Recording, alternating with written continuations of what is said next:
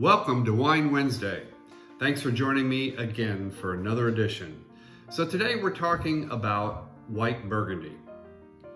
You know, in the business I've been in the wine business and the restaurant business over the decades, I've had many customers in shock or flat not believing me when I tell them that a White Burgundy is a Chardonnay.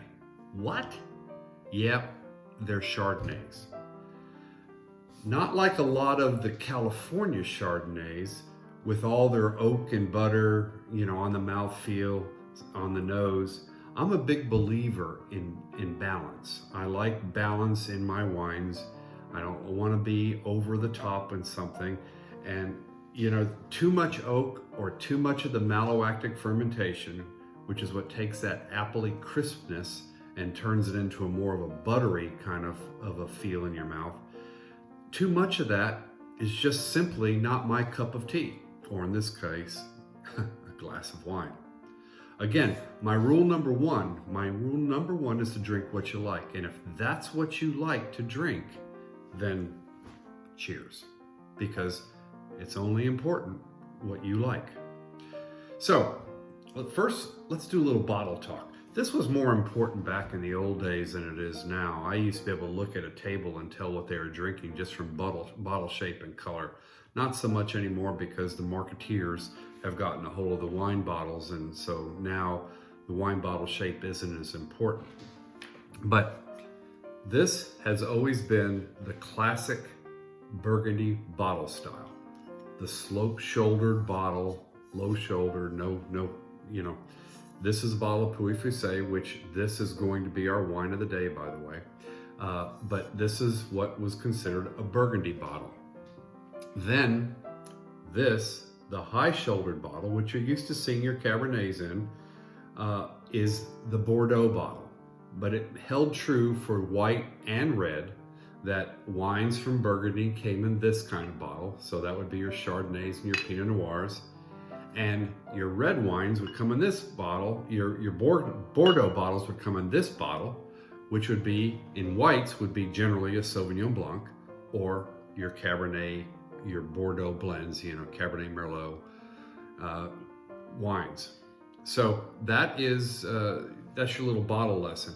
Again, it's not as important today as it used to be, because like I said, I think the folks in the marketing department have taken over, and now bottles don't mean as much.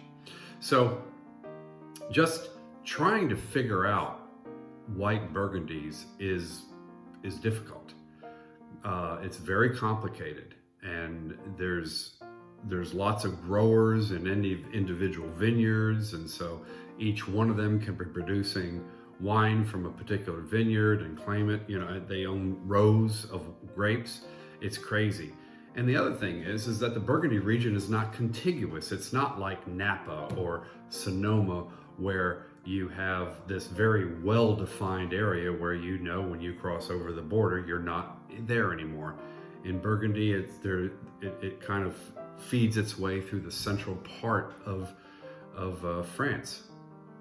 And then when it comes to how much a White Burgundy costs, it's very much like in California. A California appellated wine, a wine that just says California label, is the least expensive.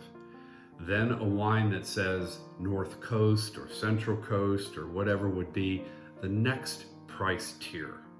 And then you would get Napa or Sonoma on the label, and then the price goes up again.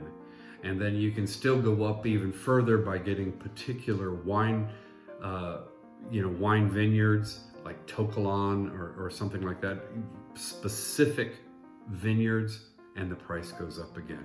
Well, in Burgundy, it's the same exact thing. Bourgogne, Bourgogne, Bourgogne, which means Burgundy, on the label is the lowest priced. That'll be the least expensive of them. The next is a sub-region. A sub-region would be something like Chablis or Mâcon.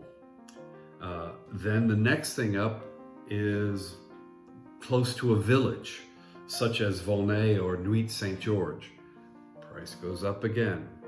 And then you get to the top tiers, the Premier Cru, C-R-U, Premier Cru, and then the top of the pyramid, Grand Cru.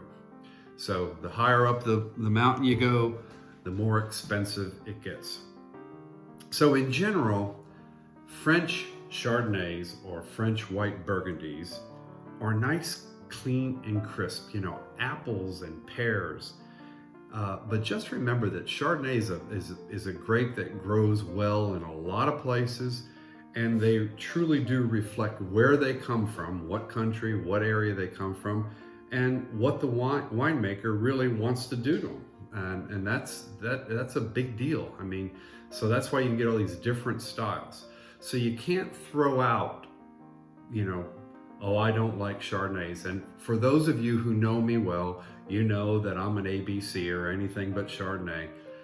White Burgundies are very, very nice white wines. I mean, I enjoy them. I don't drink them very often, but I never turn one down. They're very good.